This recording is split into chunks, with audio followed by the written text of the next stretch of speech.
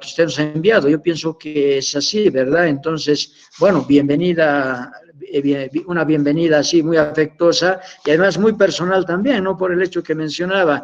Hemos sido compañeros casi en toda la carrera en la Facultad de Medicina y en los hospitales. Y pues es un momento para poder retomar un poco de la parasitología en lo que hemos trabajado conjuntamente como en nuestra época de auxiliares de docencia. Bienvenido, doctor Mejía. Gracias, Eddie, y un saludo cordial a ti por intermedio tuyo, a todos los docentes de la cátedra de parasitología. Me complace mucho participar de esta actividad, que me parece importante el transversalizar esta actividad. Ustedes están más en el tema del diagnóstico, obviamente, en la cátedra, pero supongo que es importante, a pesar del nivel en que están los chicos aún, tocar algo de la trascendencia clínica de estas enfermedades y algo de la terapéutica, ¿no? Que la van a aprender, obviamente, a medida que vayan avanzando, pero por lo menos es importante tocar algunos aspectos para que le den importancia a cada uno de estos parásitos y su trascendencia, digamos, en la clínica en general. Y en este caso voy a hablarles como pediatra. Yo soy pediatra, soy jefe de enseñanza, de hecho, del Hospital del Niño y docente de la cátedra de pediatría. Y como mencionaba el doctor Martínez, he sido ayudante de parasitología muchos años, junto a la doctora Camacho, que en paz descanse, que ha sido una gran docente que nos acaba de dejar. Ella fue quien nos, a Eddie y a mí nos había inculcado, digamos, esto del amor a la parasitología. Yo no pude seguir en el campo como el doctor Martínez. Sí, estoy dedicado a la pediatría, pero dentro de la pediatría, pues el mundo de la parasitología también es muy importante. Entonces, cuando ustedes gusten, a su disposición. Perfecto, gracias, doctor Mejía. Bueno, entonces voy a compartir la pantalla para...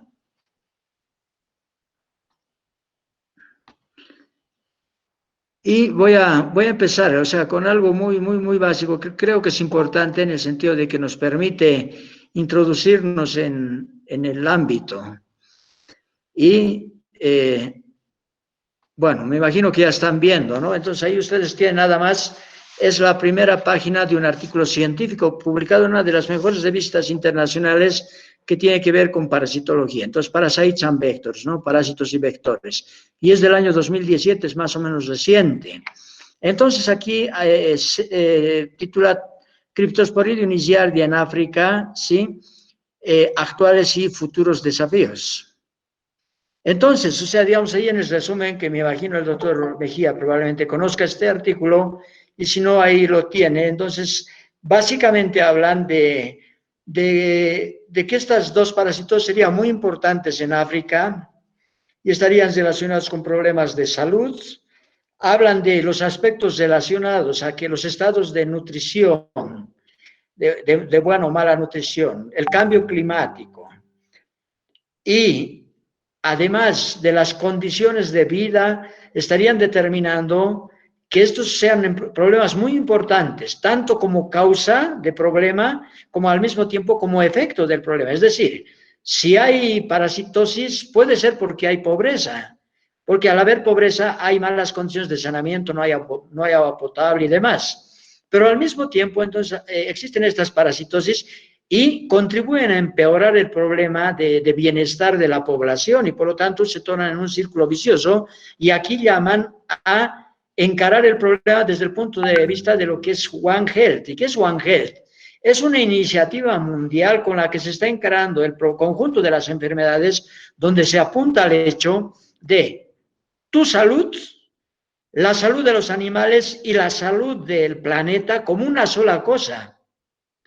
Los humanos estaremos bien de salud si el planeta está bien y obviamente sus habitantes. Y cuando hablamos de sus habitantes estamos hablando también de la situación de animales, plantas y demás. Entonces, esa es la filosofía One Health, y hace 2 años hemos tenido la primera conferencia One Health en nuestro país. La hemos realizado justamente en la Facultad de Medicina, con un especialista de un país europeo. Y hemos tenido una actividad pública. Y aquí esto más o menos es manifestado. Aquí se plantea el problema, solamente está el abstract. No he querido hacer la traducción porque creo que no es necesario. El doctor Mejía nos dará más pautas sobre esto. Aquí viene sobre la carga de la infección por Giardia lamblia, ¿sí? Y los efectos adversos sobre el desarrollo de escolares en Malasia. Y una de las cosas muy importantes que está al final dice que el estudio revela la alta prevalencia de la infección por giardia y la malnutrición entre las poblaciones, entre los niños de Malasia, ¿no? Y resalta la urgente necesidad de identificar medidas integradas para el control de estos problemas de salud. Entonces, aquí estamos hablando de giardia. En el otro contexto era giardia más criptosporidium. Ojo, porque son dos patógenos muy frecuentes, ¿sí? Que probablemente estuvieran pasando desapercibidos porque no se están haciendo los diagnósticos. Y aquí hay una publicación que es reciente del año 2018 y es una de las revistas más importantes relacionadas con el diagnóstico de patógenos y habla de una prueba de diagnóstico molecular que se llama multiplex. ¿Y por qué multiplex? Porque con una misma prueba se puede identificar, se trata de identificar la presencia de giardia intestinalis, entamoeba histolítica, entamoeba dispar, entamoeba moskovsky en muestras de heces. Y hacen la comparación con la microscopía para entender sobre todo la importancia en el diagnóstico de estos patógenos y en la diferenciación de las especies de ameba. Yo ya les había mencionado a mis alumnos con los que paso prácticas que, por ejemplo, se maneja más el nombre de giardia intestinalis o de giardia lamblia. Y sabemos que el de giardia lamblia es el más comúnmente mencionado. ¿Y por qué se menciona aquí giardia intestinalis? Porque fue un nombre más antiguo que giardia lamblia y según la nomenclatura internacional se deben respetar esos nombres. Sin embargo, en la mayoría de publicaciones, de textos y demás, se habla de giardia lamblia y por eso nosotros mantenemos eso. En este estudio, ¿qué es lo que es importante? ¿Sí? Que las tasas de detección fueron alcanzadas con los exámenes de PCR, resaltando, sí, que muchas muestras estuvieron mal identificadas por microscopía, incluyendo falsos negativos y falsos positivos, ¿sí? Para entamoeba dispar, entamoeba moskovsky y entamoeba histolítica. Acuérdense que recién hemos hecho la práctica la anterior semana y justamente hemos resaltado la frecuencia de falsos negativos y falsos positivos en todas partes del mundo y obviamente en nuestro país. Y después hablan de la relevancia de identificar las especies de ameba, ¿sí? Porque es uno de los factores importantes. En función de eso se podrán tomar decisiones para el control. Entonces, y finalmente, hay una publicación muy interesante que habla de la etiopatogenia de los parásitos intestinales en el humano. Y hablan de los más importantes. Y de hecho, los más importantes definitivamente son giardia lamblia, entamoeba histolítica y Cryptosporidium parvum específicamente, aunque hay otras especies de Cryptosporidium que pueden también estar relacionadas. Y esta es una publicación del 2019. Entonces, en estas, cuando uno va revisando las publicaciones, lo que los autores manifiestan es la importancia de estos parásitos como patógenos, pero al mismo tiempo se refieren la poca importancia que se le da en el ámbito del manejo clínico.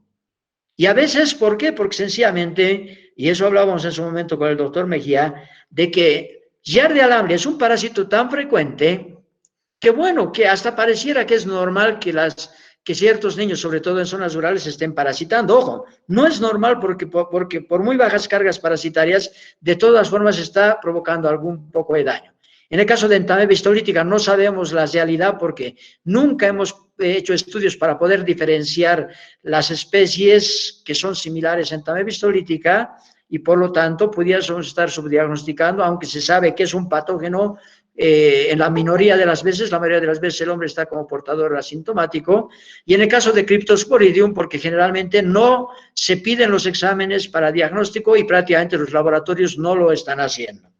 Entonces, digamos, esa es la parte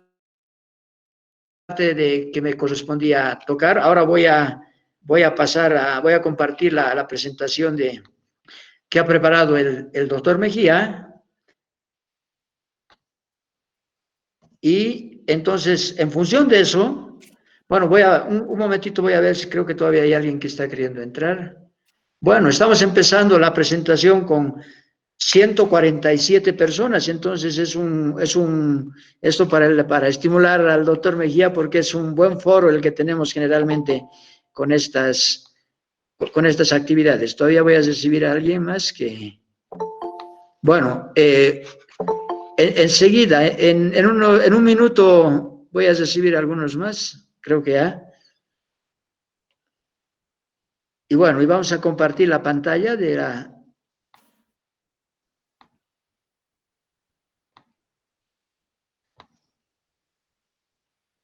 Bien, entonces ya lo tenemos. Adelante, doctor Mejía, bienvenido nuevamente.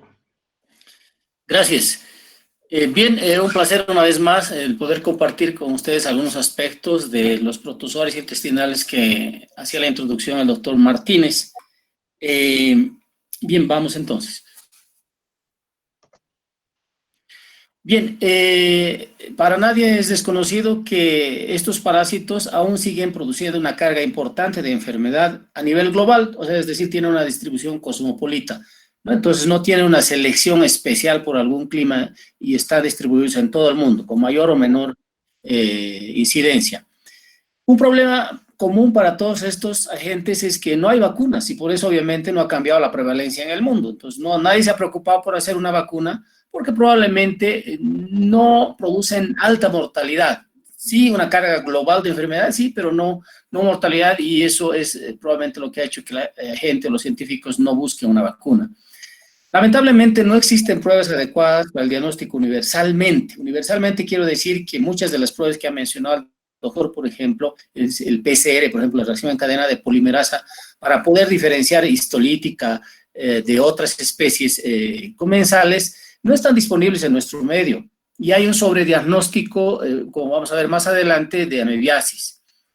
Y la prevención que podemos hacer para estas enfermedades, aparte de lavarnos la mano, es muy poco, digamos, ¿no? Entonces, y uno se puede contaminar, por ejemplo, a través de la ingestión de agua potable del grifo, porque pueden resistir a la cloración, por ejemplo, algunos de estos, y eso hace que sea fácil que se disemine, sobre todo en niños escolares.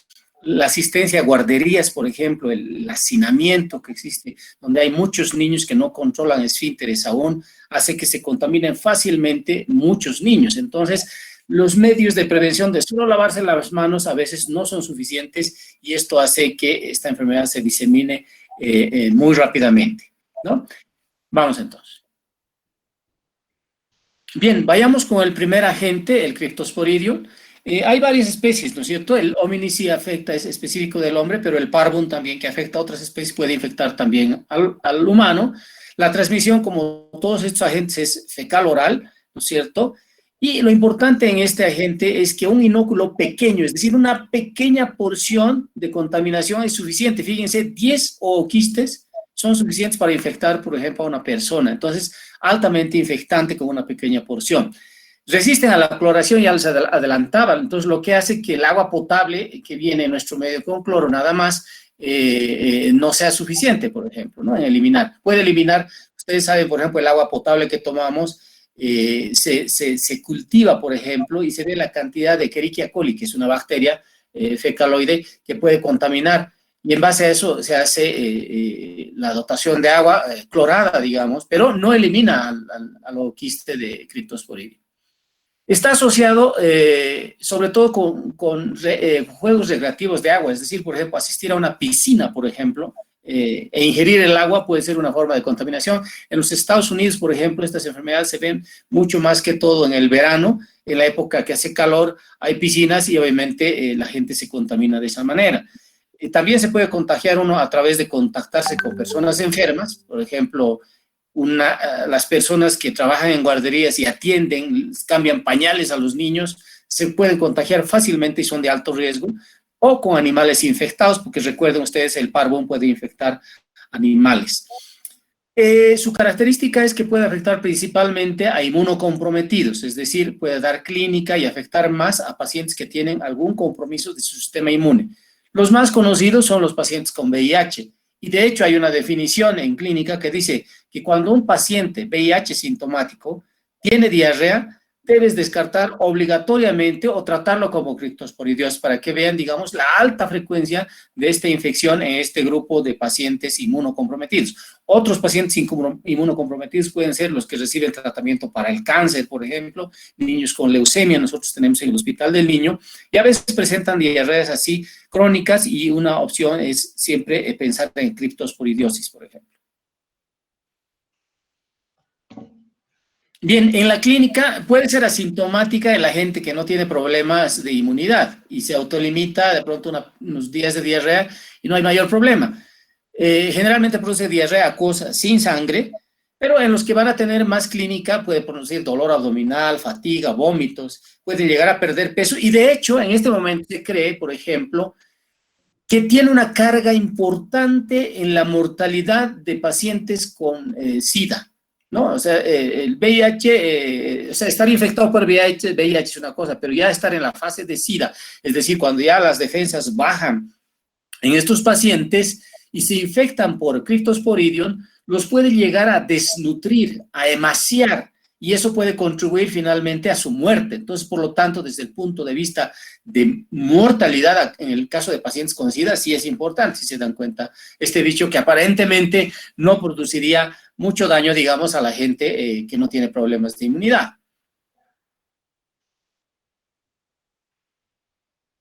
Bien, para el diagnóstico, lo que yo decía al inicio, no tenemos métodos estandarizados en todo el mundo. Los países en vías de desarrollo como nosotros no tenemos muchos de estos. Están referidos, por ejemplo, anticuerpos directos fluorescentes, pruebas inmunoenzimáticas para detectar este agente, pero inclusive al momento se han desarrollado pruebas para Giardia y para Cryptosporidium comunes, o sea, para diagnosticar las dos, de hecho ya de una vez, por la frecuencia que tienen. En nuestro medio, no sé, el doctor Martínez lo dirá, ustedes son más expertos en parasitología en la cátedra, en el diagnóstico justamente. Entonces, yo me acuerdo de la técnica de Ziel-Nielsen modificada que se llamaba, que es una tinción parecida a la que se hace para el bacilo de la tuberculosis, y se tiñe y se ve al microscopio. Pero los libros dicen que este método de concentración de heces y tinción en placa no son muy buenos, o sea, pueden obviar muchas infecciones. Y de hecho, muchos clínicos, muchos médicos que atienden pacientes con a sus pacientes por el hecho de tener nada más diarrea crónica sin hacer ningún examen, digamos, porque no están disponibles en los laboratorios y de hecho a veces ni los conocen. Entonces, nada más por la frecuencia, por la clínica, se guían y pues les dan el tratamiento adecuado para esta gente.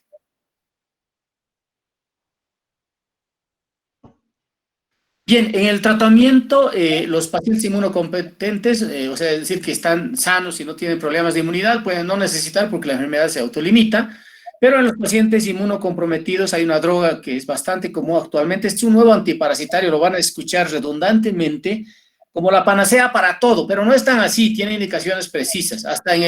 Les cuento que hasta en el coronavirus hay un grupo que lo ha probado y lo estaban ya promocionando, al igual que la ivermectina, pero por favor, no se dejen llevar por ello, que no son estudios en laboratorio de preclínicos, nada en humanos todavía, pero bueno, sí, en el caso de Cryptosporidium, la nitazoxanida, por ejemplo, que es un antiparasitario de amplio espectro, se dice ahora, por ejemplo, en niños de 1 a 3 años, 100 miligramos 2 veces al día por 3 días, 200 miligramos en niños más grandes, ya en adolescentes y adultos es 500 miligramos 2 veces al día, ¿no? Entonces, es una opción esta de tratamiento. Se dice que en pacientes con VIH, por ejemplo, que ya están inmunocomprometidos, el tratamiento puede ser inclusive de 2 semanas, ¿no? Porque estos pueden resistir. Hay informes de resistencia a este fármaco, fíjense, preocupantes. Uno de los artículos del doctor Martínez mostraba eso en el África. Recuerden, África es un continente de alta prevalencia de VIH. Probablemente también por eso este parásito toma especial importancia en ese continente. Y como obviamente la gente puede medicarse mal, hacer tratamientos incompletos, esto va generando inevitablemente resistencia y se están probando nuevos fármacos para este agente. Dentro de las medidas de control son universales, ¿no? Para todas las enteroparasitosis, lavarse las manos. En este caso, no ingerir agua recreativa al ir a la piscina, pero es bien difícil, ¿no? Decirle a un niño que no ingiera agua. Por eso, justamente, en una piscina, es que estas enfermedades son altamente prevalentes. Y no ingerir agua no segura, es decir, directamente del grifo. Tendrá que ser pues agua hervida o agua de botella si uno va a un área, digamos, en el campo, etcétera, donde no haya agua disponible, ¿no?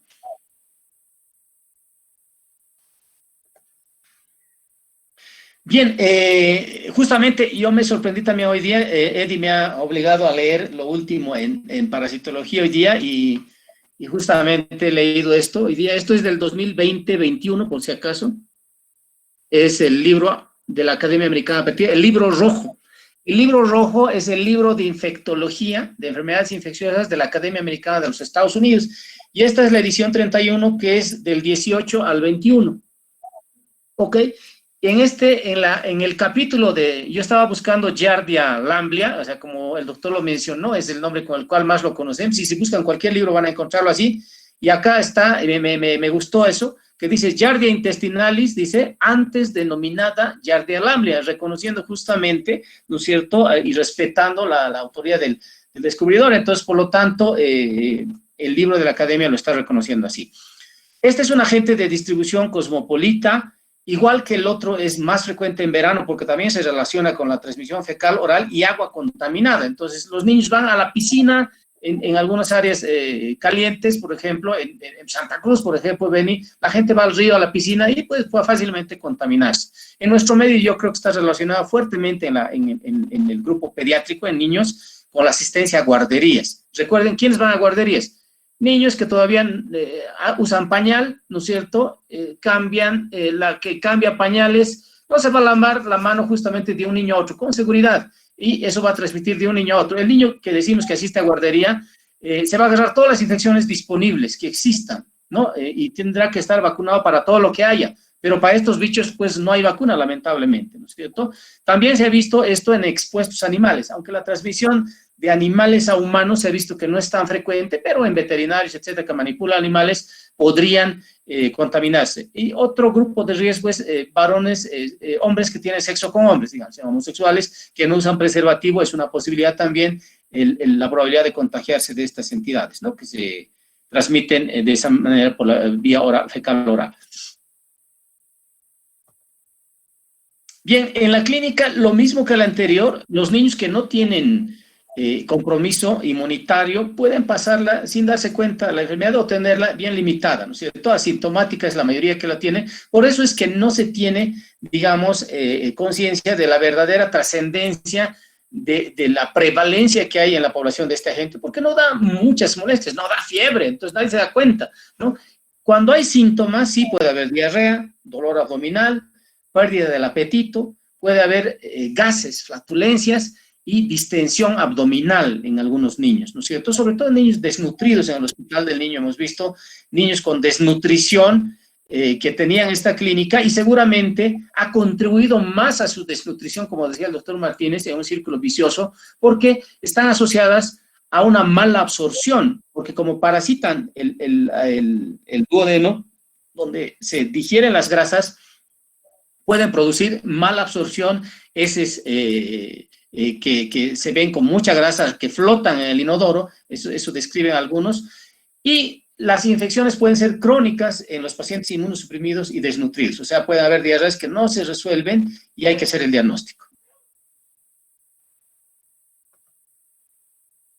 Bien, lo mismo, yo pienso que no tenemos disponibles estos métodos diagnósticos, los anticuerpos fluorescentes directos, que son más sensibles y específicos.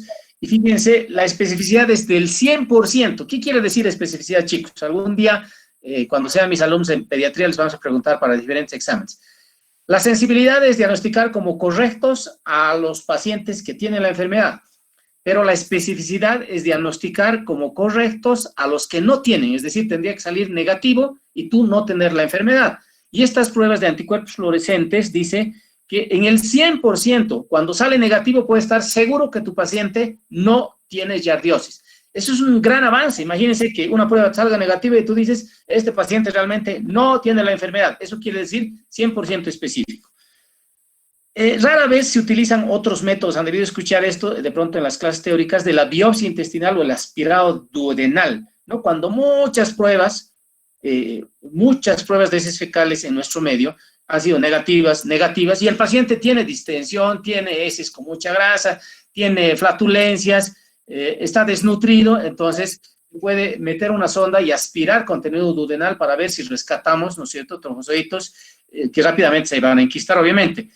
Y fíjense, esta parasitosis no se asocia a eosinofilia. Ustedes han debido ver en las clases teóricas que otros gusanos, por ejemplo, los helmintos, pueden producir eosinofilia, es decir, cuando te hago un hemograma, en los glóbulos blancos se elevan una forma de, que se llama eosinófilos, y eso se llama eosinofilia, pero este parásito no presenta eso.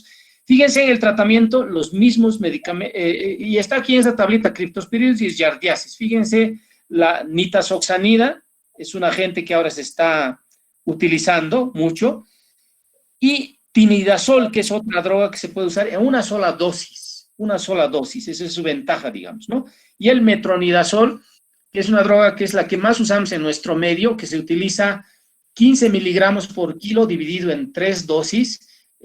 Por ejemplo, si fuera un niño de 10 kilos, 15 por 10, 150, dividido entre 3, 50 miligramos cada 8 horas por 5 a 7 días. Ese es un tratamiento bastante efectivo, hasta un 90%, dice el libro rojo de la Academia Americana de Pediatría, aunque los gringos de la Academia Americana de Pediatría no aceptan todavía este medicamento como aprobado para pediatría, por si acaso. Hay drogas, hay un grupo en los Estados Unidos que se llama la FDA, que es la Food and Drug Administration, que no acepta esto, ¿no? Entonces, todavía. Bien, vamos a la siguiente. Perdón, antes de empezar, voy a un ratito enchufar mi máquina que se me está descargando. Un segundito.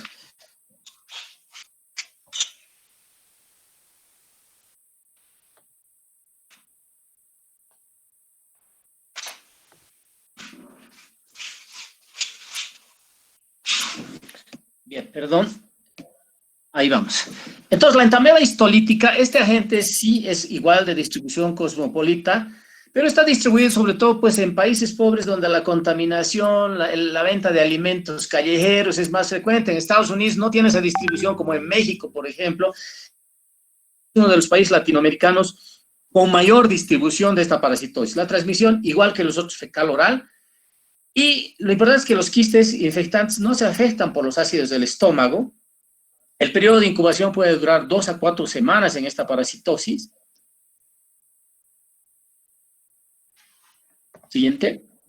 Bien, en la clínica, fíjense, igual que los otros, muy parecido, no tienen infección sintomática una gran parte de las personas, pero cuando hay síntomas puede producir dolor cólico, diarrea y diarrea con sangre, disentería se llama eso, y a veces nos hace confundir con infecciones bacterianas, ¿no? Hay una bacteria que se llama Shigella, ustedes lo han debido ver en microbiología, es el primer agente que produce diarrea con sangre en Bolivia. Entonces, cuando ustedes vean una diarrea con sangre, niños deben pensar en Shigella primero antes que en amebiasis, por lo que voy a comentar enseguida. Los casos graves, aparte de la colitis, pueden tener abscesos hepáticos, por ejemplo, amebianos por una invasión ya del agente y ubicarse en el hígado, pueden producir un colon totalmente lesionado que se llama colon tóxico con úlceras y que puede llegar a perforarse inclusive, ¿no? El diagnóstico, fíjense, el año 1998 vino un grupo de Estados Unidos, fíjense, del CDC, del Centro de Control para Enfermedades Infecciosas de los Estados Unidos de Atlanta, un grupo de infectólogos. Este artículo está publicado en una revista del año 2000 que se llama Infectious Disease, en Journal of Infectious Disease en los Estados Unidos, y dice Bloody Diarrhea in Bolivian Children, dice diarrea sanguinolenta en niños bolivianos. La intención de este grupo de gringos era realmente ver de las diarreas con sangre en Bolivia si habían amebas, había Shigella u otros agentes. Entonces, estos gringos, fíjense, y me sorprendió, acá dice, fíjense, el diagnóstico dice muestras fijadas con alcohol polivinílico. Esa va a ser mi pregunta para el doctor Martínez. Nosotros, por lo menos yo les hablo de hace mucho tiempo, cuando era ayudante, nosotros agarrábamos heces fecales y pues hacíamos nuestro frotis y veíamos al microscopio y punto. Pero estos gringos, cuando llegaron al 98, preservaban las heces fecales recién emitidas, tienen que ser dentro de la media hora, en un líquido especial que se llamaba alcohol polivinílico, que fija al trofozoito, porque ustedes saben que el trofozoito se enquista rápidamente y no es diferenciable de la entameba dispar Moskowski y no vas a saber pues cuál era, si solamente vas a ver con microscopio. Entonces este alcohol polivinílico lo que hace es fijar a los trofozoitos. Entonces los puedes ver luego en la tinción y asumir que son trofozoitos de histolítica cuando tienen eritrocitos dentro, glóbulos rojos dentro, porque son invasivos, y los otros no lo tienen. Entonces estos gringos hicieron ese estudio, hicieron 3 muestras, mandaron una a Lhasa, otra a Estados Unidos, y comprobaron, y de 300 muestras con diarrea con sangre recién emitida, que ellos la colectaban personalmente, 0,9% correspondió solamente a Entamoeba histolítica, según ellos, que es uno de los mejores estudios, está publicado en la revista en inglés en los Estados Unidos. Después van a ver estudios así solo con microscopio en Bolivia y dicen 20, 30%, he visto uno de 40% y no es creíble, ¿no? Definitivamente, porque la microscopía óptica no puede diferenciar Entamoeba dispar, Moskowski y otras de histolítica, ¿no es cierto? Entonces, por lo tanto, en cambio, en otros países, en los Estados Unidos, existe la reacción en cadena de polimerasa y reacciones inmunoenzimáticas que pueden diagnosticar las amebiasis extraintestinales en un 95% y las colitis en un 70%. Entonces, por lo tanto, ellos tienen mayor certeza de que es histolítica en el caso de sospechar una infección. En nuestro medio es bien difícil. La siguiente, por favor. El tratamiento... hay gente que puede ser asintomática, ¿no es cierto? Solo está excretando quistes, entonces, por lo tanto, a esa gente se le puede dar furoato de diloxanida, nada más esta droga, porque la idea es que deje de contaminar, ¿no es cierto?, el medio y no contamine a otras personas. Otra opción, en pacientes con colitis, ya, es decir, que tienen diarrea con sangre, etcétera, el metronidazol es una muy buena opción, pero la dosis, fíjense que es mucho más alta que de yardiosis, es de 30 a 50 miligramos por kilo, dividido en 3 dosis por 7 a 10 días. Una opción nueva es el tinidazol, fíjense, 50 miligramos una vez al día por 3 a 5 días, y esta droga que es redundante, fíjense, en casos leves también está recomendada en amebiosis, ¿no? Entonces es una nueva droga. Para el otro agente que mencionaba, no tengo más que un comentario para la balantidiosis. Revisando el libro de la Academia Americana de Pediatría, el Balantidium coli, saben también, es un parásito ciliado, el de mayor tamaño, eso han debido ver en clases teóricas, que puede dar diarrea con moco y con sangre en algunos casos. El mayor portador del agente, el reservorio, es los cerdos. Entonces, los manipuladores de cerdos pueden contaminarse de esta parasitosis y tener diarrea con sangre, pero también una buena proporción es asintomática, al igual que estas. Algunos solamente tener diarrea con sangre.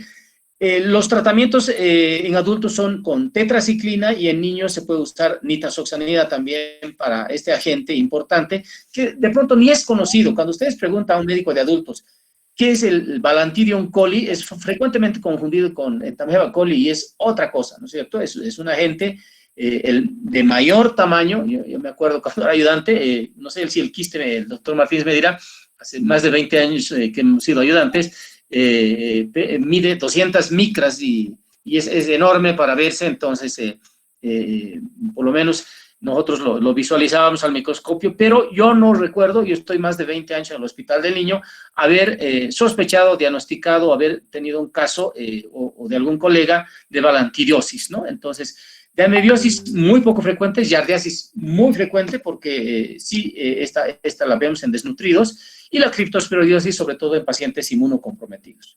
Bueno, eso es lo que quería compartir con ustedes, entonces abierto a sus preguntas. Muy bien. Muchas gracias, doctor Mejía. Bueno, en general les quiero manifestar que han visto de que es sumamente importante la visión de un clínico porque uno de los intereses de la cátedra es que ustedes empiecen a vivir la medicina como realmente es. Y la medicina no es pensar en parasitología porque están haciendo una clase de parasitología. Se van al lado a microbiología y empiezan a pensar en bacterias. Es decir, hablando nada más de disentería, pues en parasitología piensan en Entamoeba histolítica, piensan en Neobalantidium coli, piensan en Trichiuris trichiura, Y se van al lado, se olvidan de estos parásitos y empiezan a pensar en Shigella, en Yersinia, Campylobacter, etcétera. No, no es la idea, porque en la vida real, ya el doctor Mejía lo mencionaba, si ustedes tienen un niño con disentería, probablemente tenga shigellosis. Y ojo, y eso lo hemos dicho, porque de hecho me ha correspondido hablar justamente de la parte de amebiosis, ¿no? Entonces, a propósito de esto, pediríamos que nada más tienen que activar su micrófono a las personas que puedan tener alguna pregunta, por favor. Muchachos. Bien. Bueno, a ver, vayan pensando porque de hecho, o sea, es importante que aprovechen la presencia del doctor Mejía. Yo voy a hacer una pregunta, bueno, voy a hacer más de una, pero una que es sumamente importante es ¿con qué frecuencia, en base a la atención, en la atención médica, piensan en el parásito entamoeba histolítica en pediatría y en el hospital del niño? Es decir, ¿cuándo piensan en entamoeba histolítica o en general solamente, digamos, manejan el hecho de que es poco frecuente y por lo tanto pensamos menos en esto? ¿Y qué conducta tienen ustedes cuando viene un niño con disentería? ¿Cuál es su conducta respecto al diagnóstico para posteriormente apuntar a tratar de que el diagnóstico sea lo más preciso posible en cuanto a etiología, qué exámenes solicitan, etcétera? Y después, ¿cuál es la conducta frente al resultado? Porque el resultado puede darles, por ejemplo, se observan quistes de entamoeba histolítica. Ok, bien, a ver, hablándoles de la realidad, si me viene un niño en este momento a la consulta con diarrea con sangre, yo primero pienso en Shigella, pero además tiene que haber fiebre y toxicidad, porque la Shigella produce un estado tóxico, infeccioso y de fiebre, ¿no? Si me viene un niño, por ejemplo, les cuento una cosa real. Yo hacía guardias en el hospital del niño antes de ser jefe de enseñanza hasta hace 2 años y una noche viene un niño de 3 meses de edad, fíjense, y con diarrea, y el residente todo enojado le dice, ¿por qué le trae a esta hora, no, una diarrea? Le dice, es que tiene diarrea con sangre, y el bebé solo tomaba leche de pecho, leche de tarro, y tenía 3 meses. Entonces, pues, diarrea con sangre, le decía, el niño no tenía fiebre, estaba tranquilo, estaba chocho. Y la mamá, para que, al vernos incrédulos, agarra el pañal y nos muestra y dice, aquí está. Y había un hilo de sangre ahí en el pañal. Entonces, yo iba a pensar en Shigella, no, porque la Shigella produce toxi-infección. El paciente se ve enfermo, con fiebre. Además, el niño de 3 meses no come tucumanas como ustedes, ¿no es cierto? Medio difícil entonces que se agarre una Shigella, un niño de 3 meses que está solamente por el biberón, de pronto, pero no medio complicado. Entonces, sospechamos otras causas de diarrea con sangre, ¿no? A veces los niños pueden estreñirse y hacer fisuras alrededor del ano, que es como si se hicieran heriditas porque hacen esfuerzo. Cuando son estreñidos y cuando tienen defecación puede escapar un poquito de sangre. Le hemos revisado, no había. Y hay enfermedades rarísimas, no infecciosas, fíjense, una alergia a la proteína de leche. Se lo derivamos al gastroenterólogo y una enfermedad que se ve 1 en 3,000 niños, este niño tenía una alergia a la proteína de la leche. Fíjense, una alergia hacía que el niño sangre. Entonces no tenía fiebre. Ahora, si me viene un niño con fiebre, con diarrea con sangre, está tóxico, se ve enfermo, ahí sí pienso en Shigella. De hecho, el sobrediagnóstico de amebiosis ha alertado a la Organización Mundial de la Salud porque estos exámenes, como dice el doctor Martínez, llegaban así, quistes de histolítica, en cualquier examen al azar, inclusive en pacientes asintomáticos, y la gente estaba utilizando demasiado metronidazol y eso era terrible. El metronidazol no es inocuo. Entonces, la recomendación actual, y es lo que hacemos, dice, cuando tienes un niño con diarrea con sangre, ya está tóxico, se nota enfermo, le das un primer tratamiento para Shigella si no tienes laboratorio, porque si no, en Bolivia, en el hospital de niño podemos pedir un cultivo y me desarrolla Shigella, Salmonella o alguna de las bacterias que produce diarrea con sangre y toxicidad igual, Yersinia, etc. Entonces, pero como la mayoría de las veces ustedes no tienen laboratorio cuando sean médicos generales en los consultorios periféricos o en su año de provincia, el protocolo nacional en Bolivia dice, cuando tú veas un niño con diarrea con sangre y toxicidad, le das un tratamiento para Shigella. Actualmente estamos usando una droga que se llama ciprofloxacina por 3 días. Y si la OMS dice, si no resultara, dice, el tratamiento y el paciente sigue, intenta un segundo tratamiento, dice. En este caso utilizamos un macrólido que se llama citromicina, es una droga, fíjense, es un antibiótico que le pega muy bien a Shigella también. Y dice, si falla el segundo tratamiento para Shigella, recién piense en amebas. Fíjense eso, después de dos tratamientos fallidos, recién piense en amebiosis, dice la norma recomendada por la OMS en este momento. Justamente eso es lo que nos inquieta un poco, doctor, porque ¿qué ocurre? Sucede de que la mayoría de los diagnósticos que, bueno, nos ha tocado a todos absolutamente, y más a los pediatras, es que les llega un resultado que dice quistes de entameba histolítica. Entonces, la mayoría de los colegas con metronidazol asumiendo que es entameba histolítica. Pero nadie se hace la pregunta, ¿cómo han llegado al diagnóstico de entameba histolítica? Porque es imposible hacer el diagnóstico de entameba histolítica respecto a Dispar, Moskovsky. Y ahora no solamente eso, porque además existe una cuarta especie que es entameba bangladeshi, que es igual, parecida, es igual que las otras.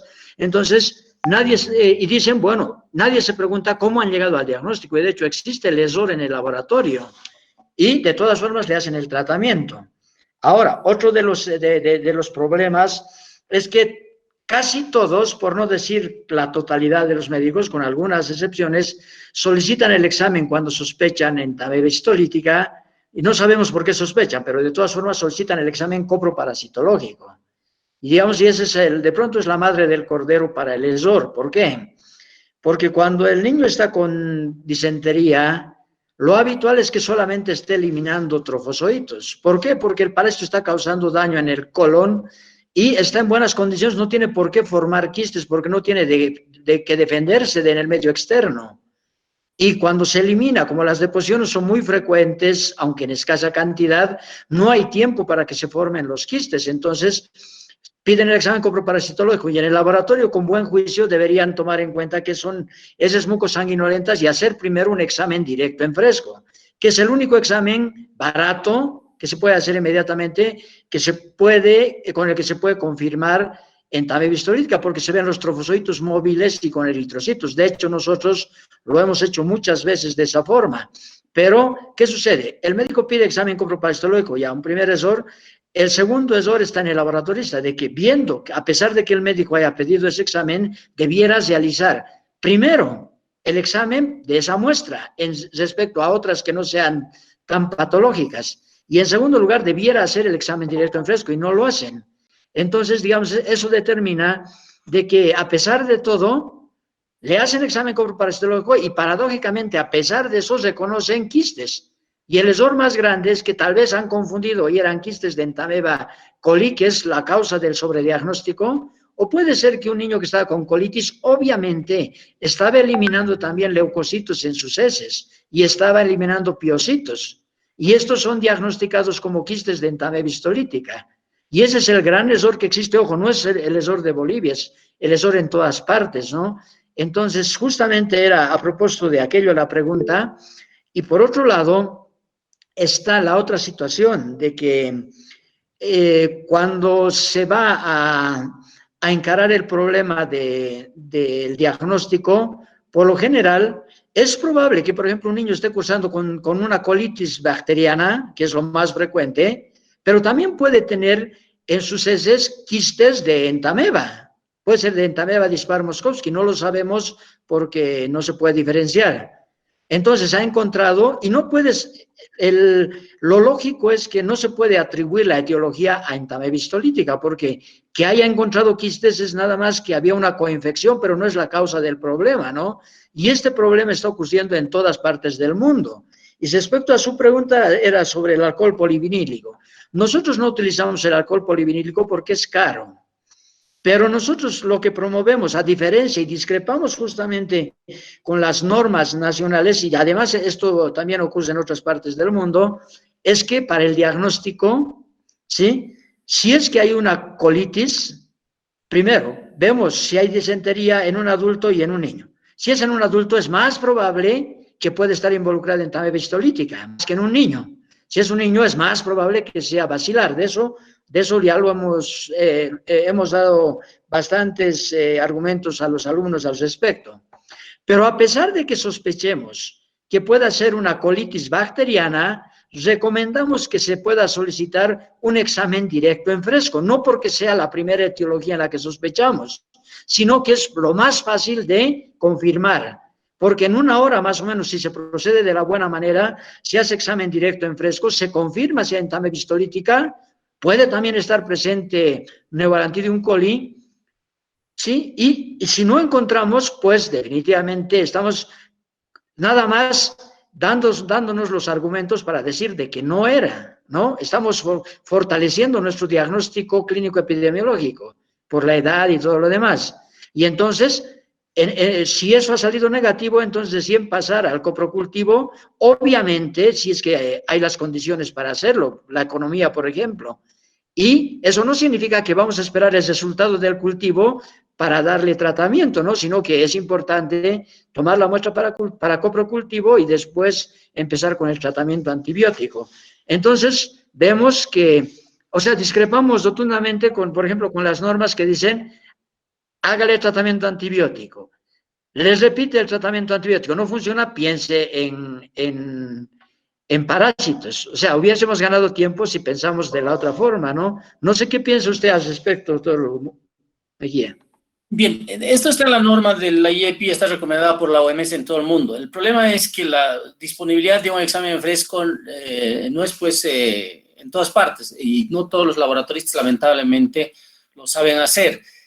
Por ejemplo, en el año de provincia, yo me imagino a los chicos cuando vayan de internos a una provincia y tienen un niño con disentería, con toxicidad, está enfermo, lo lógico es pensar en Shigella, está bien, y les enseñamos eso, y que deben dar una opción de tratamiento para Shigella, pero no le den a todos los niños que tengan diarrea, por favor, no, porque acá es cuando se recomienda un antibiótico específico, dice, a niños con disentería y toxicidad, le dan a cualquier diarrea que no cede en más de 7 días, y eso es un virus, ¿no? El rotavirus es el agente más importante de diarrea sin sangre.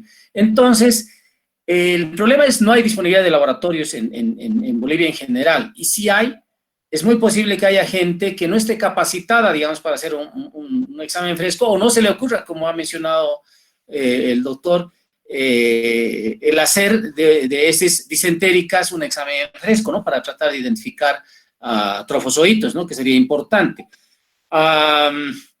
Y la no disponibilidad de las otras pruebas es terrible, digamos, ¿no? Y no nos permite diferenciar. Sería importante, yo pienso, en este momento, y es un desafío para ustedes, el hacer un estudio serio. El que se hizo hace mucho tiempo con alcohol polivinílico tiene ya una vigencia de, son 22 años. Ya ha pasado mucho tiempo y ese es el que doy como más válido. Estaba revisando la bibliografía y he encontrado otro estudio en Cochabamba, no sé si lo conoce el doctor Martínez, sobre diagnóstico con reacción en cadena de polimerasa. Ha encontrado 9.7% en Cochabamba. No sé cuál es la seriedad de los investigadores, etc. Bueno, pero esa es mi respuesta. Estoy leyendo preguntas de los chicos acá. Gisela dice, Conde dice, ¿con qué frecuencia llegan niños a los hospitales? Ay, se me está pasando, se están preguntando más. Llegan con esta patología al hospital. Es bien difícil decir porque no sospechamos, definitivamente. Cuando viene un niño con diarrea, nosotros pensamos en procesos virales primero. En el contexto general, en diarreas, el primer agente en niños menores de 2 años, de lejos, es el rotavirus. Es el agente más importante. De hecho, tiene una vacuna desde el año 2008 en Bolivia, 12 años que estamos usando, una vacuna efectivísima. El rotavirus mataba 10.000 niños al año en Bolivia. Actualmente no encontramos pacientes con rotavirus para internar. El problema se ha centrado en el primer nivel, donde van a haber niños con diarrea leve, ¿no es cierto?, acuosa, líquida, sin sangre, y piensen en rotavirus primero. Rotavirus, como decía el doctor Martínez, es que no piensen en estos bichos en general, tienen que pensar en el montón de otros agentes, y dentro de los agentes de diarrea, en menores de 2 años sobre todo, el más importante, pero de lejos, es el rotavirus. Y hay una vacuna en nuestro país que la utilizamos a los 2 meses y a los 4 meses, importantísima la vacuna, y ha bajado la tasa de internaciones un montón y se mueren muchos menos niños por diarrea actualmente gracias a esa vacuna. Entonces, por eso yo le digo a Gisela que es bien difícil sospechar, digamos, si me viene un niño con diarrea, que piense en giardiosis o algo. Es un niño desnutrido probablemente, que tiene mucha distensión de la pancita bombada, está desnutrido, puedo pensar en una mala absorción. A ese niño probablemente pienso que es sintomática y le hacemos exámenes. Pero así de entrada, cualquier niño que venga con diarrea, yo no pensaría, digamos, en uno de estos bichos. Ahora, otra cosa sería un paciente con SIDA, por ejemplo, que tiene diarrea. Ahí sí estoy obligado a pensar, en primer lugar, en Cryptosporidium, por ejemplo. ¿Se dan cuenta? Entonces son situaciones especiales y no generales, Gisela. Luego, otra pregunta dice, ¿cómo se diagnostica síndrome de mala absorción en pediatría y si se piensa como causa principal a giardiosis? No es la causa principal. De hecho, ¿no es cierto? Hay otras enfermedades que pueden producir mala absorción. Hay unos test de hidrógeno que hacen los gastroenterólogos, por ejemplo, del hidrógeno expirado se llama, y pueden medir, digamos, la mala absorción en algunos niños, ¿no? Que pueden tener a varias cosas específicas, algunos carbohidratos, etcétera. La giardiosis es una causa más, digamos, y en un paciente desnutrido grave o desnutrido, de pronto pensaríamos en ello y le haríamos pruebas. Otra pregunta de Dana Cordero dice, ¿cuándo diagnostican una infección por Giardia? ¿Qué tratamiento hacen? Y hacen un tratamiento nutricional, dice. Bien, el tratamiento para giardiosis en nuestro medio es metronidazol hace mucho tiempo, pese a que ese tratamiento en los Estados Unidos no está reconocido por la FDA. La FDA es un organismo que certifica las drogas que se van a usar en humanos en Estados Unidos, y algunas no las autoriza todavía porque tiene algunos efectos adversos o no hay estudios, digamos, en niños y dicen, no, todavía no la autorizamos, pese a que reconoce que puede curar el 90% de las enfermedades. En nuestro medio utilizamos metronidazol 15 miligramos por kilo dividido en 3 por 5 a 7 días. Vania dice, buenas tardes, respecto a la giardiosis en el tratamiento nutricional, ¿por qué se les recomienda el consumo de yogurt? No sé, la verdad, o sea, no escuché lo del yogur. Ustedes saben que el yogur tiene probióticos, son bacterias probióticas, y no sé, no he leído algo si digamos, tendrán alguna acción para mejorar, digamos, el cuadro. En infecciones intestinales por virus y por bacterias, se ha demostrado que el consumo de probióticos, ¿no es cierto?, que sí le ponen al yogur, pero el probiótico ya como tal, sin dar yogur, puede acortar el tiempo de diarrea, está demostrado eso. La OMS todavía no ha autorizado porque los ensayos clínicos o experimentos que han hecho a un grupo probióticos y al otro grupo no, como que han ahorrado como 10 horas de diarrea, digamos, tampoco es clínicamente significativo, estadísticamente significativo, pero clínicamente no. Entonces probablemente está asociado al uso de probióticos, yo diría. Si es que un niño menor de 5 años, dice Zulma Flores, llega con diarrea, ¿qué es lo primero que debería hacer? ¿En qué agente debería pensar? Ya lo he dicho, en el rotavirus, es el primer agente en diarrea de niños. ¿Y qué es lo primero que debería hacer? Cerciorarme de que esté hidratado. Hay una tablita que hace muchos años la utilizamos y que les enseñamos en pediatría, yo doy la clase de diarreas, es de que tú diagnostiques el estado de hidratación. Si está hidratado el niño, a la casa lo mandamos con sales de rehidratación oral y zinc, que actualmente estamos utilizando para las diarreas virales. Y cuando está deshidratado, pues lo hidratamos en el hospital, ambulatoriamente en los deshidratados moderados, y los graves los internamos con una solución endovenosa, ¿no? Porque es un riesgo para la muerte cuando están muy deshidratados. Lucero Lisbeth dice, cuando un niño presenta diarrea, ¿se lo debe llevar al hospital inmediatamente o cuál es el momento para llevarlo? Esto dependerá de su edad. Bueno, en general, actualmente, gracias a la vacuna del rotavirus, estamos viendo muchas diarreas, pero leves, ¿se dan cuenta? Gracias a la vacuna, porque antes eran graves, deshidratantes. El niño tenía 20 deposiciones y en 2 horas podía deshidratarse y se moría si no llegaba a un hospital. Actualmente, los niños vacunados hacen diarreas muy leves, que no llegan al hospital, y a veces cuando ya está 5 o 6 días la mamá no los trae, porque más que dice, porque no se le pasa, pero no hay riesgo para que se deshidrate. Y el tratamiento mejor es ahí darle sales de rehidratación. La diarrea por virus se autolimita en 10 a 12 días sin tratamiento. El zinc, que es una droga que estamos utilizando actualmente y está promovida por la OMS también, acorta el tiempo de diarrea. Entonces, estamos usando como tratamiento sales y zinc en todos los niños con diarrea actualmente. Paola dice, buenas tardes, ¿qué dieta se recomendaría para las personas con giardiosis, con convalescencia o imposibilidad de deglutir? Bueno, no, de imposibilidad para la deglución no creo que produzca, ¿no? Deglutir es tragar, no creo, la giardiosis no tiene ningún efecto sobre ello, pero la dieta, yo daría tratamiento inmediatamente si estuviera diagnosticando a un niño con giardiosis sintomática que tiene distensión, le daría tratamiento y la dieta no es especial, digamos, ¿no? Es una dieta, no tendría que ser especial. Obviamente, algunos carbohidratos que producen más gas, que no se absorbe más fácilmente, pueden producir mayor distensión, más dolor de pancita de pronto, ¿no? Y de pronto los evitaría. Por ejemplo, en diarrea, a los chiquitos les decimos, a las mamás les decimos que no les den alimentos o líquidos dulces. En un tiempo, por ejemplo, se les decía, le va a dar Coca-Cola a algunos médicos, inclusive, y 7-Up porque tenía un poquito de potasio. Esa era una tontera porque la osmolaridad de la gran cantidad de azúcar que tienen estas bebidas aumentaba la diarrea y se producía una diarrea osmótica además, ¿ok? Entonces está prohibido dar líquidos dulces en niños con diarrea por la cantidad de azúcar. No es el gas el problema de las gaseosas. Las mamás inteligentes le sacan el gas con una cucharilla y piensan que está bien, pero no esos líquidos, ni siquiera el Gatorade. La osmolaridad de una Coca-Cola es 600 miliosmoles por litro. La del Gatorade es 400. Las sales de rehidratación oral tienen 245 miliosmoles y esas están autorizadas en diarrea y no líquidos que tengan mayor osmolaridad porque van a provocar más diarrea. ¿Por qué se les da a los niños para la diarrea cotrimoxazol en jarabe? Zulma. Buena pregunta, Zulma. No se debe dar más diarrea, cotrimoxazol en las diarreas. Ese es un error fatal que se está cometiendo hace muchos años. Era parte del protocolo antes del 2013,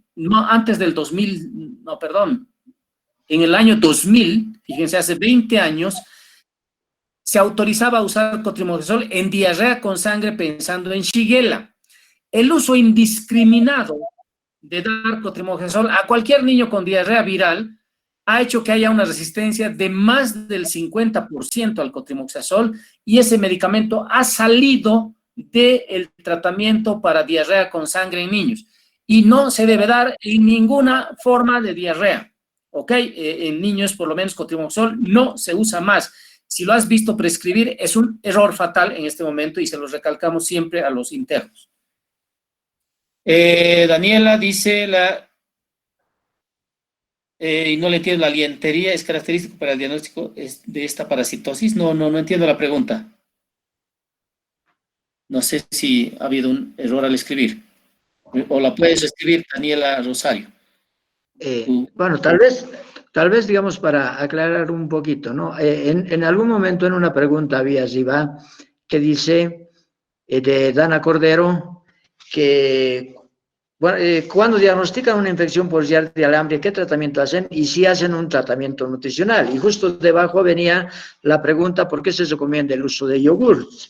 Entonces, bueno, digamos, tal vez eso nos toca responder a nosotros, porque nosotros somos los que planteamos esa situación. ¿Por qué? Porque, de hecho, la leche tiene lactosa, sí, y es un disacárido, y el disacárido no se absorbe, ¿verdad? Sin embargo, el yogurt, justamente porque tiene bacterias y demás,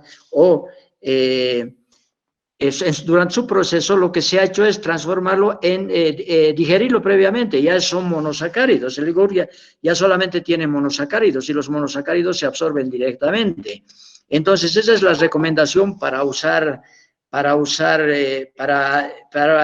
decirles de que se les prohíbe la leche, pero ojo, la leche, sobre todo cuando son preescolares, cuando no dependen de la leche, no estamos hablando de los más pequeñitos, entonces no se le está quitando la leche, se está sustituyendo por el yogur. Y de hecho se va a absorber, porque el problema de la giardiosis es la digestión de nutrientes, y hay intolerancia a la lactosa. ¿Por qué? Porque no hay lactasa suficiente.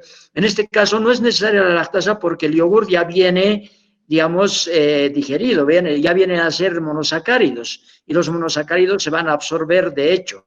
Y, por ejemplo, yo les contaba esta mañana una experiencia. Yo tenía una pacientita muy pequeñita y casi ni caminaba, apenas se paraba y tenía 2 años de edad y un poco más. Y pesaba exactamente más o menos como si tuviera 6 meses de edad. Entonces, cuando hacemos un estudio, pero la cantidad de giardias era extraordinariamente grande en el examen que le hacemos. Y entonces, aparte de hacer el tratamiento antiparasitario que funcionó bien y lo verificamos con el tratamiento, mejor dicho, con el laboratorio, durante laboratorios repetidos, entonces seguía con las manifestaciones clínicas. Y eso es obvio. ¿Por qué? Porque el daño en el epitelio intestinal continuaba. Se había eliminado el parásito, pero no el daño. El daño te ameritaba un tiempo. Entonces, aparte de hacer el manejo con dieta, baja en hidratos de carbono, bajísima, baja en grasa, sí, incrementando el aspecto de proteínas, entonces, y manejando principalmente, en vez de leche y yogur, nos fue extraordinariamente bien. En pocos meses la niña llegó a tener, sí, el peso que le correspondía para la edad, ¿no? Entonces, ¿por qué? Porque era esa la forma. Entonces, nosotros somos los que recomendamos. ¿Y por qué recomendamos el yogur? Justamente por eso. Y además, ojo, esto está basado en varias publicaciones que existen, donde no solamente han incorporado eso, sino también existe la experiencia del uso del propóleo, porque el propóleo contribuye en la regeneración epitelial y por otro lado, sí tienen algunas otras propiedades de las que no vamos a entrar a mencionar mucho en el manejo de la giardiosis. Ahora, respecto a la lientería, la pregunta está orientada al hecho de las heces lienterias, es decir, la presencia en casos severos, sobre todo cuando existe ya síndrome de mala absorción, la presencia de restos de alimentos, ¿no? Visibles, es decir, pedacitos de alimento.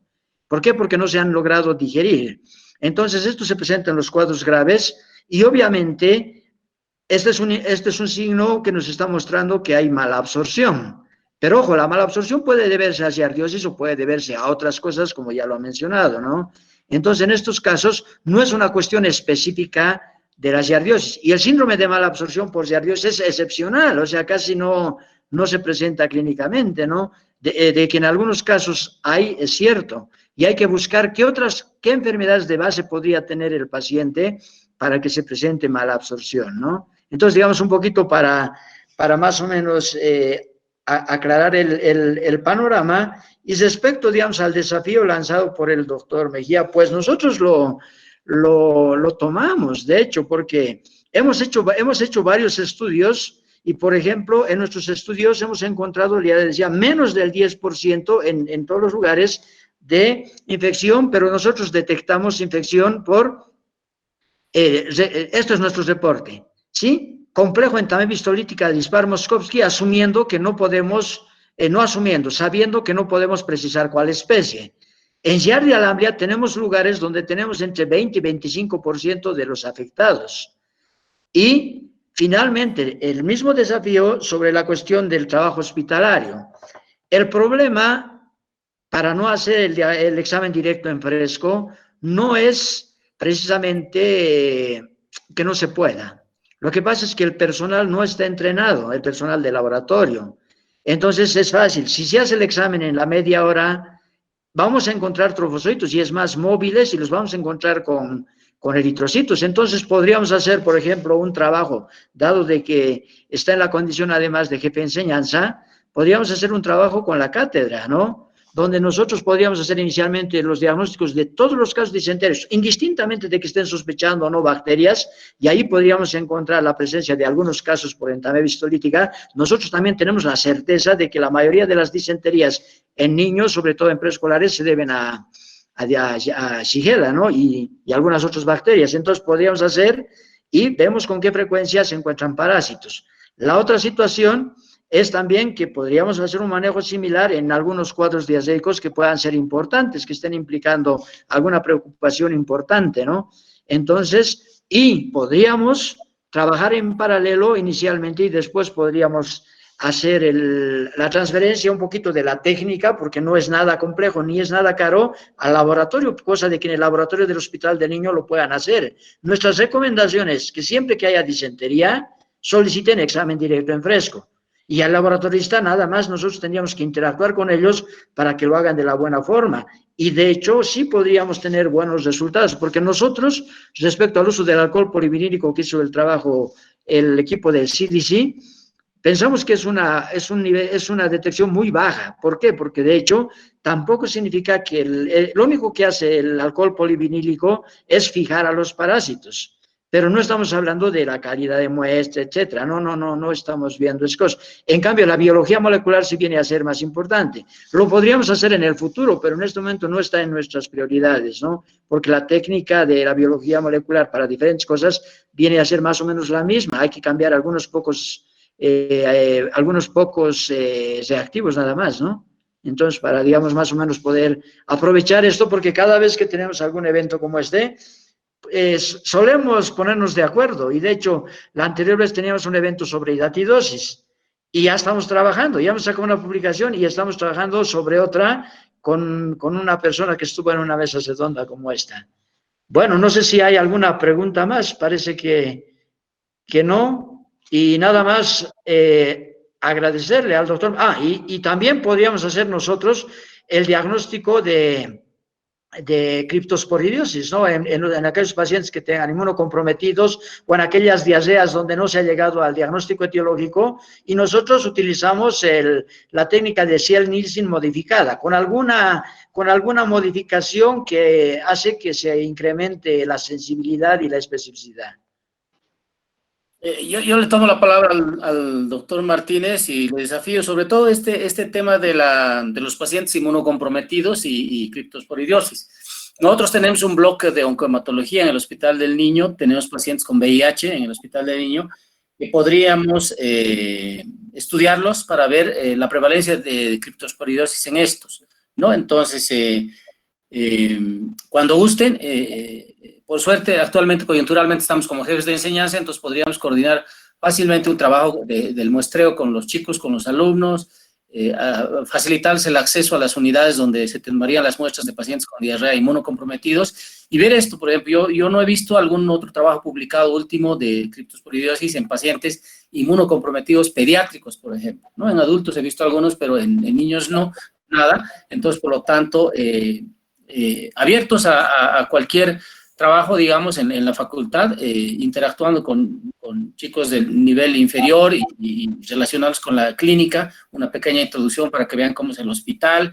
Pues en 3 años, chicos, nos vemos, en pediatría yo voy a ser su docente, y en 4 años yo soy el jefe de enseñanza, que si Dios quiere estaré todavía en el Hospital del Niño, y tenemos varias sesiones bibliográficas y todos, y estos puntos. Siempre decimos, sin esta base no eres un buen médico. Todas estas cosas que aprenden aquí, en algún momento de tu vida, como clínico, así seas cirujano, o seas traumatólogo, o lo que sea, vas a utilizarlas en algún momento, son necesarias. Todo el pensum armado, así sea el ciclo de Krebs aburrido, o el ciclo de los parásitos, el ciclo de luz, etcétera, en algún momento repercuten y tienen su importancia, y es necesario conocerlo. Entonces, parte pues de la formación de un buen médico el saber todos estos detalles. Entonces, yo abierto y disponible en el hospital. Alguna vez nos han visitado chicos para hacer alguna investigación. Sí hay un problema con la revisión de historias clínicas, porque son documentos médico-legales, pero digamos en el muestreo, por ejemplo, pues les facilitamos las cosas, ¿no? Para algún trabajo que se coordine con el doctor Martínez. Abierto, y agradecerles una vez más por haberme escuchado. Siento mucho no poder responder. Aquí hay una pregunta que no me puedo aguantar de responder. Dice, ¿cuáles son las consecuencias más grandes por la falta de leche materna en los primeros meses de vida? A ver, la no lactancia materna aumenta el riesgo de muerte. Un estudio publicado en Pediatrics hace 20 años ha hecho lo siguiente. Fíjense este estudio. Ha agarrado niños y ha hecho que lacten en la primera hora. Ha medido quiénes han lactado de 100 niños en la primera hora de vida. Otros han lactado después de la primera hora hasta las 24 horas y otros al día siguiente recién, ya, sin éxito. Y los han soltado alta y los han seguido durante 3 meses a esos 3 niños, a esos 3 grupos de niños, 10,000 niños. los que lactaron en la primera hora, los que lactaron hasta las 24 y los que lactaron más allá de las 24. Y el 22% más de mortalidad en niños que lactaron después de 24 horas de vida. Entonces, desde el inicio de la vida, que es el buen comienzo, te protege para no morirte. A lo largo de la vida te da inmunidad, ¿no es cierto? La mamá te pasa inmunidad, anticuerpos a través de la leche, menor incidencia de diarreas en general, de todo tipo, menor incidencia de otitis media, de neumonía, es un factor protector para no tener neumonía en el primer año de vida. Definitivamente la lactancia materna exclusiva en los primeros 6 meses es una de las cosas más importantes, y desde los 6 meses más alimentación hasta los 2 años es la recomendación de los protocolos nacionales. Bueno, con eso, una alegría que me han preguntado, yo soy experto en lactancia materna, yo he trabajado 10 años para UNICEF y hemos promovido esto, que es muy importante, ¿no es cierto? La lactancia materna protege contra muchas enfermedades, ¿no? Y también contra las parasitosis. Un niño que está solo con el pecho, menos chance, ¿no?, de infectarse versus otro niño que se mete ya cosas a la boca o toma biberón, definitivamente de lejos. Bueno, les agradezco por la invitación, Eddie, y cuando gusten, dispuesto a interactuar en cualquier otro evento de estos. Bien, muchas gracias y agradecidos en plenitud. Ha sido interesante y creo que nos vamos a reunir en el futuro para desarrollar trabajos de investigación conjuntos que van a enriquecer absolutamente a todos, y el último beneficiario viene a ser el habitante de este país. Muchas gracias y ya nos veremos en un siguiente momento, y gracias a la presencia de tanta gente hasta ahora. Gracias. Hasta luego. Gracias. Adiós.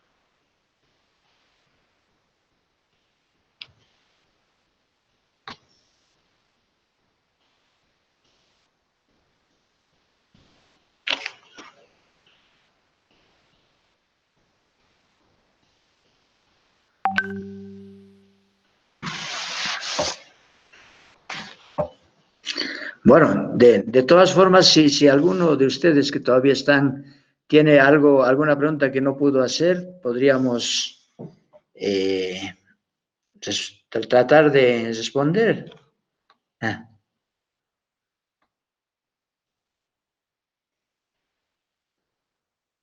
Bueno, hay varios comentarios, les ha gustado la mesa redonda, y algunos dicen que, bueno, gracias, más mesas redondas como estas, por favor. Sí, lo vamos a hacer, muchachos, tenemos programadas otras más.